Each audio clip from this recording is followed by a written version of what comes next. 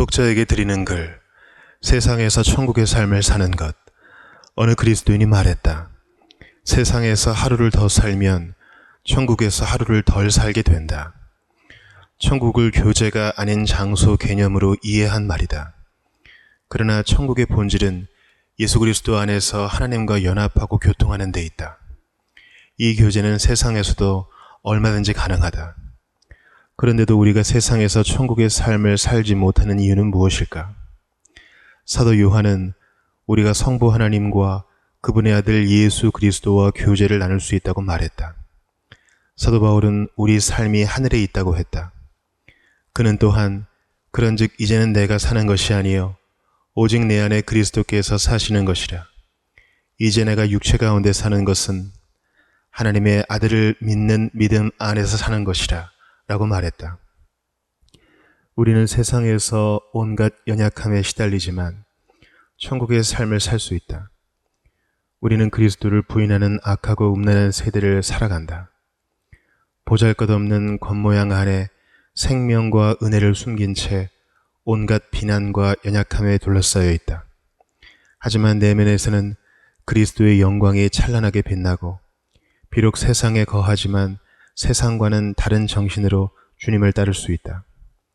이 설교를 전한 설교자도 세상에 속하지 않은 사람, 곧 감추어진 주님의 사람이었다. 그도 세상에 머물면서 천국의 삶을 살았다.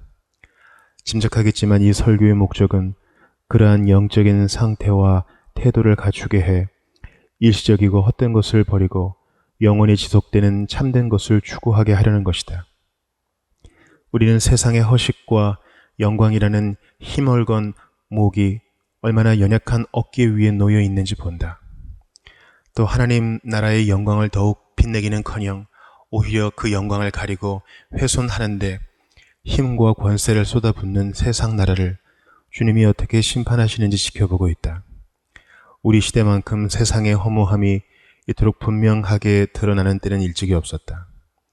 그러므로 우리는 영원히 지속되지 못할 것에 마음을 빼앗겨서는 안 된다. 이런 점에서 사도 바울은 참으로 지당한 말을 했다. 안에 있는 자들은 없는 자같이 하며 우는 자들은 울지 않는 자같이 하며 기쁜 자들은 기쁘지 않은 자같이 하며 매매하는 자들은 없는 자같이 하며 세상 물건을 쓰는 자들은 다 쓰지 못하는 자같이 하라. 고린도전서 7장 29에서 31절. 바울은 우리의 인생이 짧기 때문에 이렇게 권고했다. 우리의 남은 인생이 휘장처럼 접혀 비좁은 방에 간직될 날이 멀지 않았다. 인생은 이미 짧을 뿐 아니라 시간이 흐를수록 더욱 짧아진다. 만물의 종말이 다가왔다. 우리는 더 위대한 일을 바라고 생각해야 한다. 이 책의 저자는 세상에서 많은 위로를 받으며 살았는데도 피조물이 주는 만족을 나그네의 눈으로 바라보았다. 그는 더 경건하고 더 겸손하고 더 유용한 사람이 되어 자기를 부인하고 하나님과 동행하는 삶을 살려고 노력했다. 참으로 경건한 마음을 가진 사람이었다. 여기 두 사람이 있다. 한 사람은 세상에서 크게 즐기지 못하거나 혹은 아무것도 누리지 못한 채 세상의 허무함과 공허함을 논하고 세상의 마음을 기울이지 않는다. 다른 한 사람은 세상에서 온갖 위로를 충분히 누릴 수 있는데도 경건한 마음으로 속된 일을 멀리하고 더 낮고 은혜로운 기쁨과 위로를 누리며 예수 그리스도를 더욱 깊이 느끼고 이해하는 데서 만족을 얻는다. 둘 사이에는 큰 차이가 있다. 후자는 신성한 성품에 참여하는 자가 되어 세상의 즐거움 속에서 세상을 초월해 살아가는 사람이다. 주님이 이 설교를 비롯한 저자의 또 다른 보배로운 사역을 통해 모든 사람의 믿음의 기쁨을 더해 주시고 속사람을 강건하게 하시며 영원한 안식에 이르는 길로 인도하시기를 간절히 기도한다. 토머스 구딘, 윌리엄 브리지, 윌리엄 그린힐, 윌리엄 에더리, 존 예이츠, 시드락 심슨, 필립 나이. 마음을 하늘에 두었는가 세상에 두었는가. 땅의 일을 생각하는 자. 그들의 신은 배요 그 영광은 그들의 부끄러움에 있고 땅의 일을 생각하는 자라. 빌립보서 3장 19절. 성경은 악한 자와 경건한 자의 성향이 서로 다르다고 가르친다. 특히 빌립보서 3장 19절은 복음을 대적하는 악인의 성향을 언급한다. 그리스도의 십자가를 방해하는 원수들은 바울의 사역이 성공하지 못하도록 온갖 수단과 방법을 가리지 않았다. 앞서 18절을 보면 많은 사람이 십자가의 원수로 행하며 바울의 설교와 사역을 대적했음을 알 수 있다. 바울은 그들의 성향을 다양하게 묘사했다. 그 중에서도 땅의 일을 생각하는 성향에 초점을 맞추어 보자. 원수들은 땅의 것을 탐하고 즐기기 좋아한다. 이는 주로 인간의 지성과 의지가 어떻게 작용되는지를 가리키는 표현이지만 성경에서는 그보다 더 빈번하게 의지와 감정이 어떻게 작용되는지를 나타내는 데 사용되었다. 여기서는 특히 의지의 작용을 설명하겠다. 땅의 일은 세상에 있는 것, 곧 아름다움과 영광과 화려한 외양을 갖춘 세상의 것을 가리킨다. 여기에는 속된 이익과 세상의 쾌락과 명예가 모두 포함된다. 땅의 것을 생각하는 사람은 하늘 아래 있는 것을 무절제하게 탐한다. 성경은 우리가 천국의 시민이며 그 권리를 가졌다고 말한다. 그러므로 우리는 자유로운 천국의 시민답게 행동해야 한다. 우리의 삶, 우리의 도성은 세상을 초월한 영역에 속해 있다. 형제들아, 너희는 함께 나를 본받으라. 그리고 너희가 우리를 본받은 것처럼 그와 같이 행하는 자들을 눈여겨보라. 빌립보서 3장 17절. 사도 바울은 자기를 본받으라고 당부하면서 그리스도의 십자가의 원수들은 자신들의 배를 신으로 삼고 땅의 일을 생각한다고 말했다. 우리는 그런 사람들을 본받거나 그들의 말에 귀를 기울여서는 안 된다. 그들은 이 집 저 집을 다니면서 온갖 거짓을 속삭이고 그리스도의 길에서 벗어나도록 우리를 유혹한다. 하나님은 이미 우리를 깨우치셨고 우리의 양심을 되살리셨다. 우리는 세상의 것을 탐하는데 이 귀한 영혼의 감정을 기울이지 말고 그리스도를 믿는 신자답게 살아가야 한다. 우리의 삶이 이미 주님과 함께 하늘에 속했기 때문이다. 그러나 우리의 시민권은 하늘에 있는지라 거기로부터 구원하는 자 곧 주 예수 그리스도를 기다리노니. 빌립보서 3장 20절. 이 말씀은 악한 사람과 경건한 사람은 매우 다르다는 의미이다. 악한 사람은 땅의 일을 생각하고 경건한 사람은 하늘에 속한 삶을 살아간다. 바울은 로마서 8장 5절에서도 육신을 따르는 자는 육신의 일을 생각한다고 말했다. 그는 빌립보서와 로마서 모두에서 같은 의미의 용어를 사용했다. 세상의 것을 추구하는 사람은 땅의 일을 생각한다. 육신을 따르는 사람은 육신의 일을 생각한다. 그는 곧 악인을 가리키며 그리스도의 십자가와 경건한 삶을 대적하는 원수이다. 그는 땅의 일을 생각한다. 그 가운데 가장 극악한 자는 바울이 앞서 말한 대로 자신의 배를 신으로 삼는다. 그는 술 취하기를 좋아하고 매우 부정하고 음탕하다. 그는 육신의 정욕을 만족시키기에 급급하다. 물론 개 중에는 그렇게까지 방탕하게 살지 않는 사람도 덜어 있다. 그러나 세상의 것을 탐하고 땅의 일을 생각한다는 점에서는 똑같다. 그는 그리스도의 십자가를 은밀히 대적하는 원수이다. 땅의 일을 줄곧 생각하며 살면 나중에는 그 실체가 명백히 드러나기 마련이다. 오랫동안 세상의 것을 추구하며 살아온 사람은 결국 그리스도의 십자가를 대적하는 원수로 판명될 것이다. 이 설교의 5가지 요점은 이를 염두에 두고 제시한 것이다. 하나, 땅의 일을 생각하는 것이 왜 죄가 되는가라는 문제를 알아보기 이전에 바울이 묘사한 악인의 특성에 땅의 일을 생각하는 것이 어떻게 해당되는지 살펴보겠다. 둘, 땅의 일을 생각하는 것은 큰 죄악이다. 그 안에는 우리가 생각하는 것보다 더 큰 악이 도사리고 있음을 깨달아야 한다. 셋, 자신은 그런 죄를 짓지 않았다고 생각하는 이들에게 몇 가지 증거를 제시함으로써 그들의 양심을 일깨워 스스로가 땅의 일을 생각하는 자라는 사실을 깨닫게 하고자 한다. 넷, 우리의 마음이 왜 땅의 일을 추구하는지 그 이유를 밝혀보겠다. 다섯, 땅의 일을 생각하지 말라고 권고할 것이다. 땅의 일을 생각하는 악인의 성향을 분명히 알아 스스로를 점검해 볼 수 있기를 바란다. 누가 세상을 사랑하는 자인가? 그렇다면 누가 땅의 일을 생각하는 자, 즉 세상을 사랑하는 자인가? 세상의 것을 누리는 사람이 모두 그에 해당되지는 않을 것이다. 세상의 것을 사랑한다고 모두 땅의 일을 생각하는 자로 단죄할 수는 없다.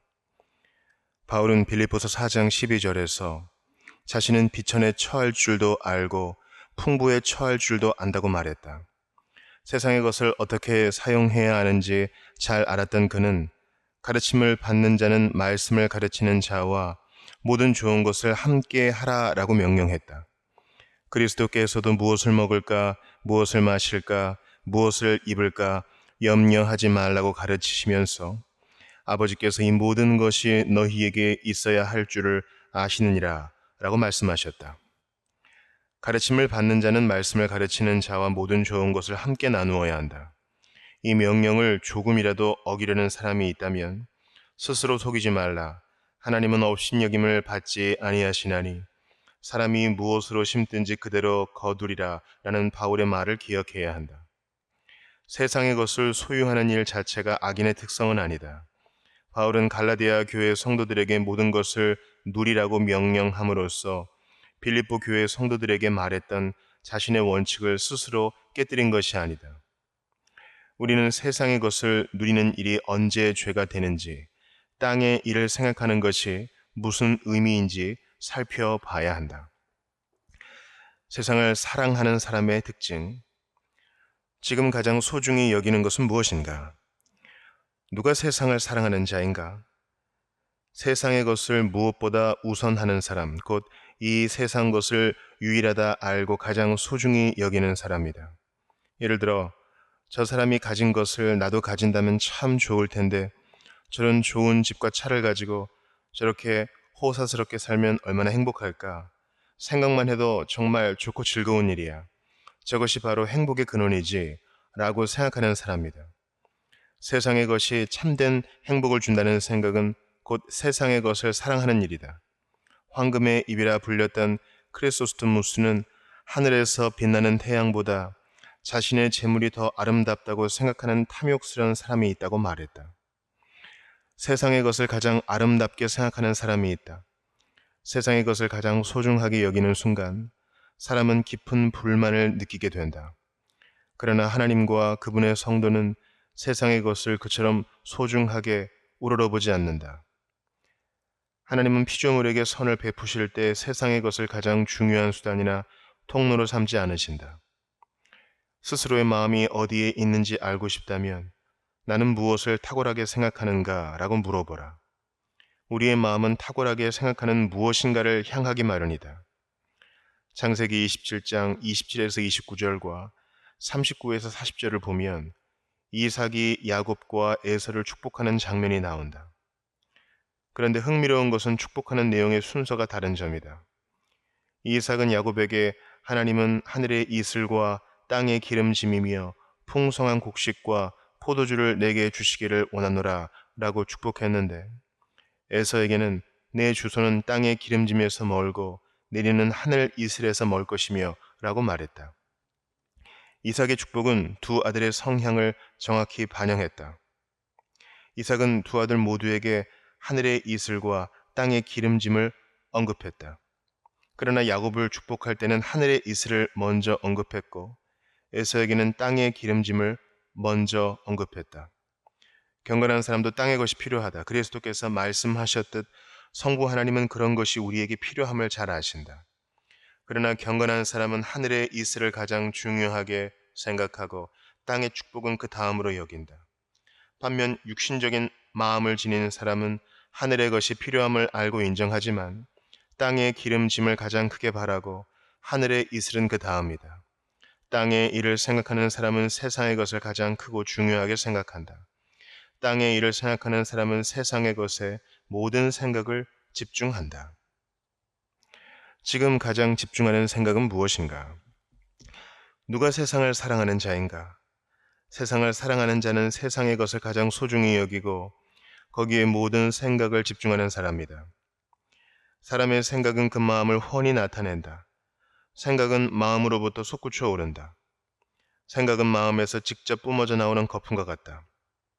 생각만큼 사람의 마음을 있는 그대로 보여주는 것은 없다. 생각은 마음에서 직접 비롯되기 때문이다. 말과 행동도 그에 못 미친다. 이는 마치 2, 3km 떨어진 곳에서 흐르는 물만 보고서는 그 물의 근원지가 어디인지 정확히 알 수 없는 것과 같다. 근원지에서 직접 솟구쳐 오르는 물을 보아야만 그 근원을 알 수 있다. 생각은 마음의 첫 번째 산물이다.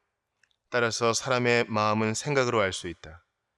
잠언 23장 7절은 대저 그 마음의 생각이 어떠하면 그 위인도 그러한즉 이라고 말한다. 이 특별한 말씀을 우리에게도 적용할 수 있다. 마음의 생각은 그 사람의 실체를 보여준다. 생각을 통해 그 사람의 본성과 마음의 실상이 고스란히 드러난다. 그 은밀한 속을 들여다본다면 그 사람의 본성을 분명히 알게 될 것이다. 사람의 말과 행동은 자신의 편의에 따라 달라질 수 있다. 하인들은 대개 주인이나 다른 사람 앞에서는 공손하게 행동한다. 그 속마음을 알고 싶다면 그들이 혼자 있을 때 어떻게 행동하는지 살펴보아야 한다. 자신의 마음이 어떠한지 알고 싶은가?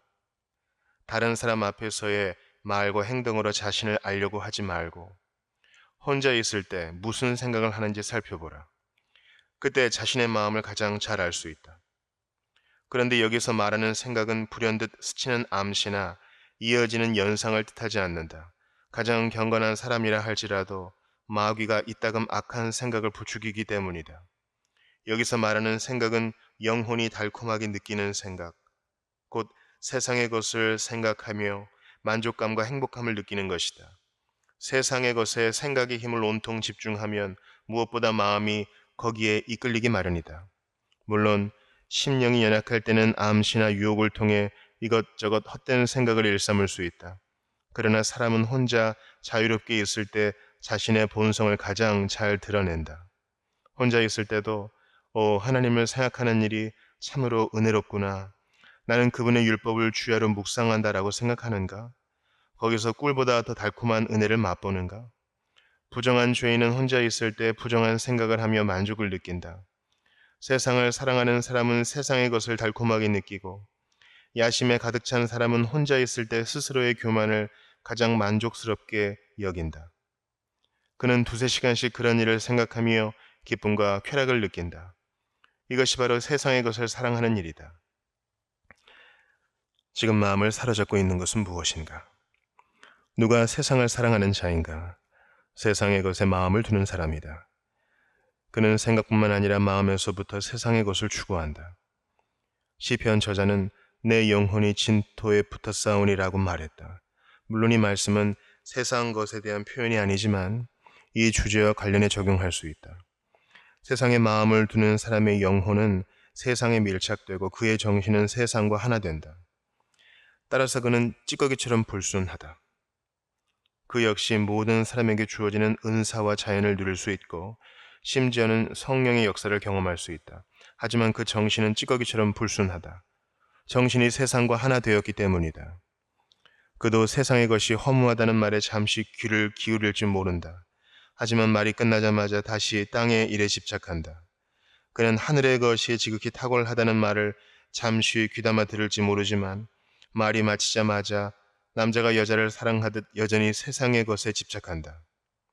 들릴라에게 정신이 빼앗긴 삼손처럼 한 여자에게 정신을 빼앗긴 남자는 그녀의 단점에 대해 듣고 다른 여자가 더 낫다는 말을 들어도 여전히 그녀에 대한 집착을 버리지 못한다. 이처럼 세상을 사랑하는 사람도 세상의 것에만 집착한다. 그는 땅의 것은 허무하고 하늘의 것은 탁월하다는 말을 아무리 많이 들어도 뱀의 배가 흙에 밀착된 것처럼 땅의 것에만 집착한다. 이것이 세상의 것을 사랑하는 사람의 특성이다. 세상 근심 걱정으로 마음이 가득한가? 누가 세상을 사랑하는 자인가? 세상 근심 걱정이 마음에 가득한 사람이다. 그는 무엇을 마실까, 무엇을 먹을까, 무엇을 입을까, 어떻게 나와 가족이 먹고 살까, 나는 앞으로 어떻게 될까, 지금은 건강하지만 앞으로는 어떨까를 걱정한다. 만일 마음속에 온통 근심이 가득하고 세상 것에 대한 생각에서 벗어나지 못한다면 곧 세상을 사랑한다는 명백한 증거이다. 마음의 근심 걱정을 일으키는 요인은 크게 두 가지이다. 하나는 불행해질지 모른다는 두려움이다. 예를 들어 혹시라도 낙심하게 된다면 크게 불행해지고 말 거야. 그런 일이 일어나면 어떡하지? 그때는 어떻게 해야 할까라는 식으로 걱정한다.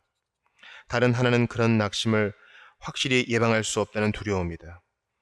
낙심하게 되면 불행해질 것이 뻔한데 그런 일을 방지할 수단이 턱없이 부족하고 미약해서 믿고 의지하기 어렵구나. 결국 낙심하게 되겠지라는 생각이다. 세상의 것을 사랑하는 사람은 세상 일에 대한 근심 걱정을 잠시도 떨쳐버리지 못한다. 그는 세상의 것을 가장 좋게 여기기에 낙심할 일이 생기면 다 망했다며 주저앉아 버린다. 재산이나 외적인 위로의 수단을 잃는 것을 두려운 일, 감당할 수 없는 재앙으로 여긴다. 자신과 가족을 부양할 수단이 확실하지 않다고 생각하며 늘 거기에 몰두한다. 그도 세상의 것은 불확실하다는 사실을 경험으로 알고 있다. 성경은 그와 그 가족을 하나님이 보살피신다고 약속하지만 그는 안타깝게도 그 약속을 믿지 않는다. 오히려 그 약속을 가장 불확실하고 연약한 수단으로 생각한다. 그들은 주님, 우리를 불쌍히 여기소서라고 말하면서도 성경 말씀 외에 달리 믿을 것이 없는 상황을 가장 불행하고 비참하게 여긴다. 그러나 하늘의 것을 사랑하는 사람은 다르다. 그는 세상의 것이 모두 사라져도 크게 당황하지 않는다. 그는 사업에 실패할 수 있고 욥처럼 재산을 강탈당할 수도 있지만 나는 망하지 않으며 행복은 사라지지 않는다. 모든 것이 사라져도 나는 위로를 받을 것이다. 최악의 상황이 닥쳐도 나는 망하지 않을 것이다. 라고 생각한다. 재산을 모두 해외에 투자한 사람은 혹시나 해외에서 나쁜 소식이 들려오지 않을까 매우 근심한다. 그러나 국내에 자신과 가족을 부양할 상당한 재물과 집과 토지를 비축한 사람은 서로 해외에서 나쁜 소식이 들려오더라도 크게 근심하지 않는다. 이처럼 세상의 모든 재산을 쌓아둔 사람은 그것이 그의 유일한 분기시기에 실패하면 그것으로 끝장이다. 그러나 경건한 사람은 세상 외에 하늘에도 의지할 보화를 쌓아두었기에 안심한다. 또한 경건한 사람은 외적인 상황이 불확실할 때도 내가 너를 버리지 않을 것이다. 내 모든 근심을 내게 맡겨라. 내가 너를 돌보리라 라는 하나님의 약속을 굳게 붙잡는다. 그는 그 약속을 확실한 도움의 수단으로 간주한다. 어떤 불행이 닥치든 딛고 설 약속이 있기에 근심 걱정에 치우치지 않는다. 그러나 세상을 사랑하는 사람은 자신을 도울 사람이 아무도 없으니 실패하면 그것으로 모든 것이 끝장이라고 생각한다. 따라서 그의 마음에는 근심 걱정이 가득할 수밖에 없다. 지금 얻기 위해 가장 애쓰는 것은 무엇인가? 누가 세상을 사랑하는 자인가? 세상의 것에만 마음을 두고 오로지 그것을 얻는 데 온 힘을 다하는 사람이다. 그는 땅의 일에 모든 정신과 노력을 쏟아붓는다. 강한 열정으로 세상의 것만을 탐욕스럽게 추구한다. 그의 마음과 영혼은 온통 세상의 것을 향하며 세상의 것만 사모한다. 세상의 것을 사랑하지 않아도 열심을 다하는 사람이 있지 않는가 라고 반문할 수 있다. 물론 그렇다. 그러나 그는 하나님께 복종하기 위해 열심히 일한다. 그는 외적인 일에 종사하면서도 하나님께 기꺼이 복종한다. 세상에서 무슨 일을 하든 항상 하나님께 복종한다는 생각으로 열심히 한다. 세상의 것은 그의 영혼이 힘을 다해 추구할 만한 합당한 대상이 되지 못한다. 예를 들어보자. 아이는 어떤 놀이에 온 정신을 흠뻑 빼앗긴다. 그 놀이에서 충분한 재미를 느끼려고 온 힘을 기울인다. 반면 부모는 어린 자녀와 같이 놀더라도 거기에서 충분한 만족을 느끼지 못한다. 놀이를 통해 아이는 욕구가 충족될지 몰라도 어른은 영혼을 충만하게 채울 충분한 유익을 얻지 못한다. 어른은 놀이보다 더 중요한 일을 생각하기 마련이다. 하늘의 것을 사랑하는 사람도 마찬가지이다. 세상의 일로 분주할 때도 그 일은 그의 마음이 온 힘을 다해 추구할 만한 합당한 대상이 되지 못한다. 경건한 마음을 가진 사람은 그보다 더 고귀한 일을 위해 충분한 힘을 남겨둔다. 그는 세상에서 여러 일을 하지만 좀 더 바람직한 일을 위해 많은 힘을 비축해둔다. 우리는 덜 중요한 손님이 방문하면 평범한 것으로 대접한다. 좋은 것은 가장 중요한 손님이 올 때를 위해 아껴둔다. 하나님께 속한 사람은 세상의 일로 분주할 때 그렇게 처신한다. 더욱 고귀한 일을 위해 마음의 가장 소중한 부분을 온전히 아껴둔다. 테르툴리아누스는 그리스도인이 음식을 먹고 마시는 이유는 잠자리에 들기 전 기도해야 하기 때문이다 라고 말했다. 은혜롭고 경건한 마음을 지니는 사람은 세상에서 외적인 일에 종사하면서도 잠자리에 들기 전 하나님과 나누는 교제를 잊지 않고 정신의 힘을 충분히 비축해둔다. 그러나 세상을 사랑하는 사람은 일과가 끝나면 더 할 일이 없다는 듯 세상의 일에 가진 힘을 모두 쏟는다. 경건한 마음과 속된 마음은 이처럼 서로 크게 대조된다. 사도 바울은 세상 물건을 쓰는 자들은 다 쓰지 못하는 자같이 하라고 말했다. 그런데 세상의 것을 사랑하는 사람은 영적인 것을 다 쓰지 못하는 자같이 한다. 경건한 사람은 땅에 속한 사람이 영적인 것을 대하듯 세상의 것을 대한다. 세상의 것을 사랑하는 사람도 이따금 영적인 일을 한다. 말씀을 듣고 집에서 기도하고 성경을 읽는다. 하지만 그의 마음은 다른 곳에 있다. 그는 영적인 일을 하되 마치 하지 않는 것처럼 한다. 말씀을 듣지만 듣지 않는 것처럼 하고 기도를 하지만 하지 않는 것처럼 한다. 그는 기도와 말씀 듣기를 자신의 일로 생각하지 않는다. 그러나 경건한 사람은 세상의 일을 하되 하지 않는 것처럼 하고 영적인 일에 힘을 기울인다. 그는 온 힘으로 영적인 일을 추구한다. 성경은 땅이 그 입을 열어 땅의 일을 생각하는 사람들을 모조리 삼켰다고 말한다. 땅의 일을 생각하는 사람은 세상의 것, 자신과 가족을 부양하는 데 필요한 세상 물건, 세상 만족 따위에 마치 삼킴을 당하듯 그 마음을 온통 빼앗긴다. 자신의 평안을 위해 영적인 일을 생각하는가? 누가 세상을 사랑하는 자인가? 땅의 것을 생각하는 사람도 겉으로는 세상의 것에 마음과 힘을 쏟지 않는 듯 보일 수 있다. 사도 바울은 고린도후서 4장 18절에서 보이는 것은 잠깐이라고 말했다. 우리는 보이는 것을 추구해서는 안 된다. 보이는 것은 속되고 일시적이기 때문이다. 바울의 말은 보이는 것, 곧 속되고 일시적인 것이 우리 눈에 보이겠지만 그것을 목적으로 삼지 말라. 그것은 모두 부차적인 것이다. 우리가 바라보아야 하는 더 고귀한 것이 존재한다 라는 뜻이다. 경건한 사람도 다른 사람처럼 세상의 일에 종사한다. 그러나 그는 나의 목표가 무엇인가? 하나님께 복종하고 나의 세대에서 하나님을 섬기는데 도움이 되는 일을 하는 것 아닌가? 나는 이 일을 하나님께 간구할 수 있다. 외적인 일을 수단으로 하나님을 따르고 그분을 더욱 열심히 섬길 수 있다. 이것이 내가 하는 일의 목적이다 라고 생각한다. 이와 대조적으로 땅의 일을 생각하는 사람이 일하는 목적은 자신이 원하는 바를 얻기 위해서이다. 그는 더 많이 가지고자 더 많이 일하고 자신과 자녀들이 세상에서 크게 성공하기를 바란다. 그는 자신의 뜻을 이루고 정욕을 채우는 데 충분하도록 곧 육신을 만족시키기 위해 세상의 일에 온갖 노력을 쏟아붓는다. 그는 자신이 해야 할 선한 일보다 세상의 일을 더 우위에 둔다. 속된 사람은 자기 자신을 위해 세상의 것을 추구하지만 경건한 사람은 그렇지 않다. 속된 사람은 영적인 일이든 세상 일이든 무엇을 하든 다 속되지만 경건한 사람은 무엇을 하든 다 경건하다. 땅에 속한 사람은 세상 일을 할 때 거기에만 전념할 뿐 하나님께 복종하려는 마음이 조금도 없다. 경건한 사람은 나는 하나님이 명하셨기에 내 일을 한다라고 생각하지만 속된 사람은 나는 원하는 것을 얻기 위해 내 일을 한다라고 생각한다. 이것이 속된 사람의 특성이다. 직업 활동에 종사하는 것은 우리의 의무이지만 단지 무엇을 얻기 위해 하는 일은 오로지 세상의 것을 추구하는 활동이다. 그러나 일은 하나님이 명하신 나의 의무이다 라고 생각한다면 세상 일을 하면서도 경건한 삶을 살 수 있다. 땅에 속한 사람은 세상의 일을 할 때도 속되지만 영적인 일을 할 때는 더욱더 속될 수밖에 없다. 그는 영적 의무를 행할 때도 사람들의 인정을 받거나 죄를 감추려는 속된 의도를 지닌다.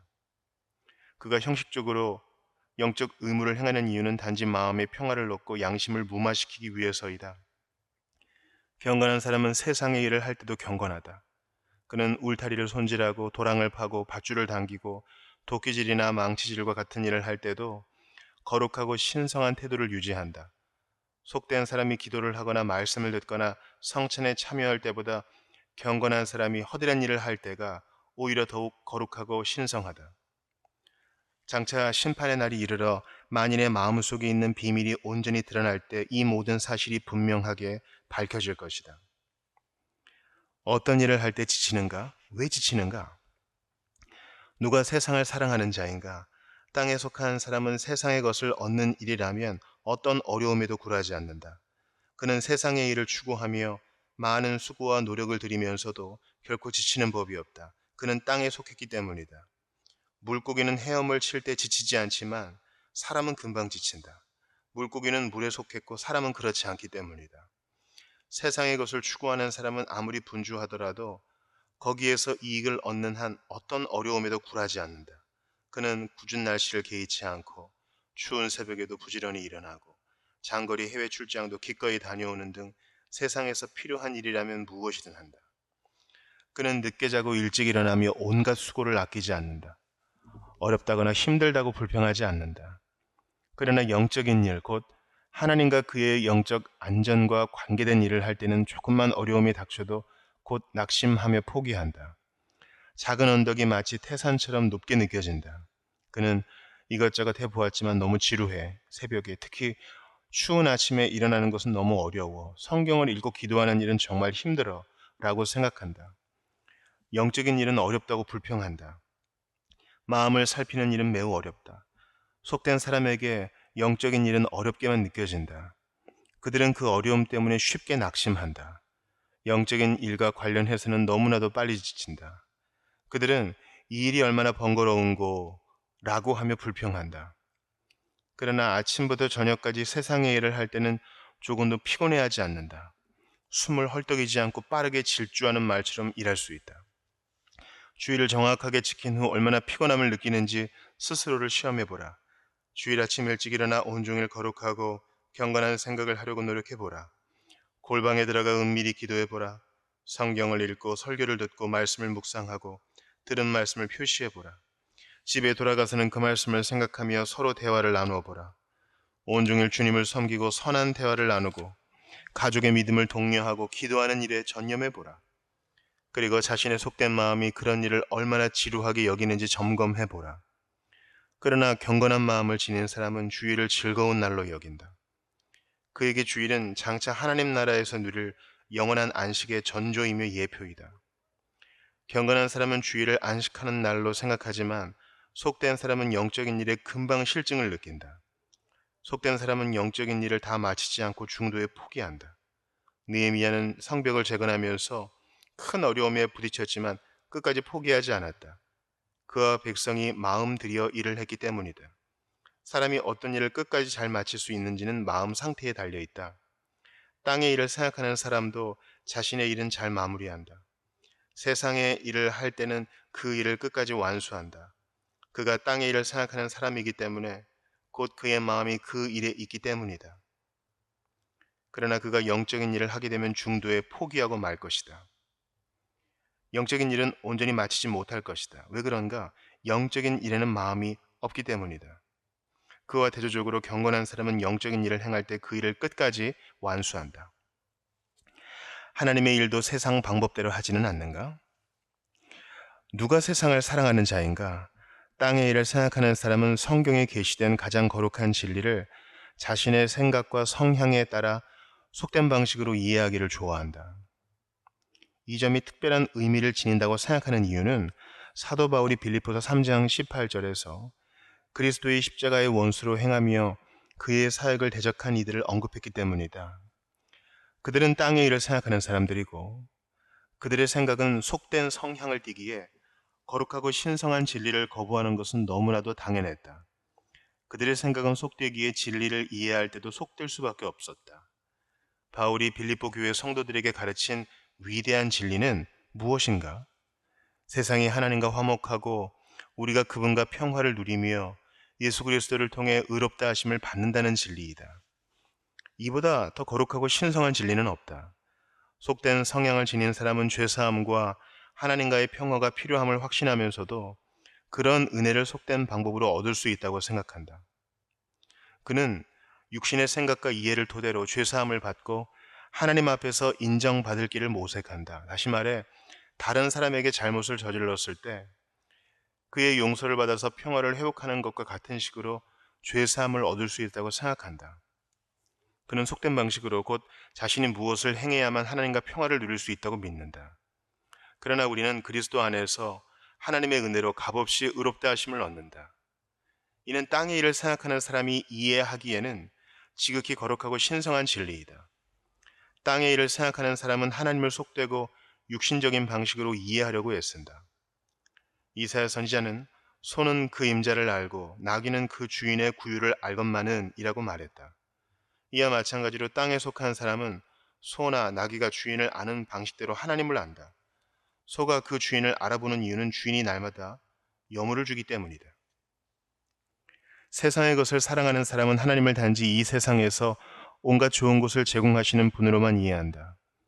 그는 하나님의 역할은 그저 논밭에 곡식을 자라게 하시고 항해가 성공리에 끝나도록 도우시는 것이라 생각한다. 그러나 경건하고 거룩한 사람은 하나님을 하나님으로 이해한다. 그는 단지 자신이 누리는 복의 관점에서 하나님을 바라보지 않고 하나님 그 자체로 바라본다. 그는 하나님의 얼굴을 본다. 인격체를 인격체로 알아보는 사람과 단지 주인을 알아볼 뿐인 짐승은 서로 엄청난 차이가 있다. 소는 주인을 알아본다. 소는 여물을 주는 사람을 알아본다. 그러나 사람은 사람을 알아본다. 사람은 사람의 본성을 알고 무엇이 이성적인 피조물인지 안다. 이처럼 하나님께 속한 사람은 하나님의 본성을 의식하고 그분의 얼굴을 바라보며 다른 이들이 이해하는 방식과는 다르게 그분을 이해한다. 소가 기름진 풀밭으로 자신을 이끄는 사람을 아는 것처럼 땅에 속한 사람은 하나님을 온갖 좋은 것을 제공하시는 분으로 안다.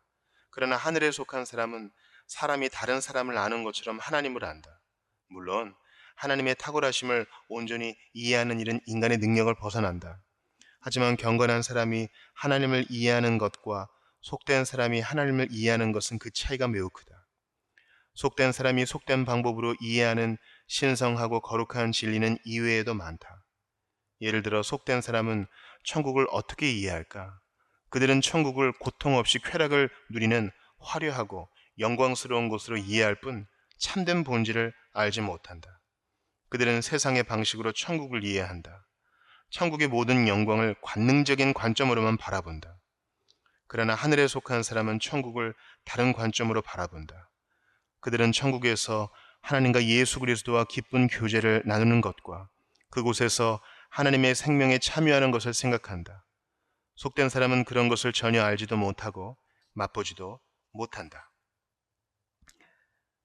세상을 사랑할 때 나타나는 증상. 왜 세상을 사랑하는 일이 악한지 의문이 든다. 지금까지 땅의 일을 생각하는 사람의 본질을 몇 가지로 정리해 보았다. 이제 가슴에 손을 얹고 자신의 상태가 어떠한지 진지하게 생각해 보자. 이 밖에도 우리 안에 도사리고 있는 속된 특성을 깨우쳐 줄 증거는 많다. 그것들은 나중에 차례로 살펴보겠다. 우리가 생각할 두 번째 주제는 땅의 일을 생각하는 것은 속된 마음에서 비롯하는 큰 죄악이라는 사실이다. 혹시 이렇게 반문하는 사람이 있을지 모르겠다. 그것이 왜 큰 문제입니까? 저는 특별히 큰 죄악이라고 생각되지 않습니다. 욕설과 매춘과 술 취함을 비롯해 다른 수치스러운 죄들은 큰 죄악일지 몰라도 땅의 일을 생각하는 것이 어째서 죄악이란 말입니까? 그러나 성경은 가장 두려운 말씀으로 땅의 일을 생각하는 것에 대해 경고한다. 하나님이 우리로 그 점을 깨닫게 하셔서 하나님께는 큰 영광이, 사람들에게는 많은 유익이 있기를 바란다.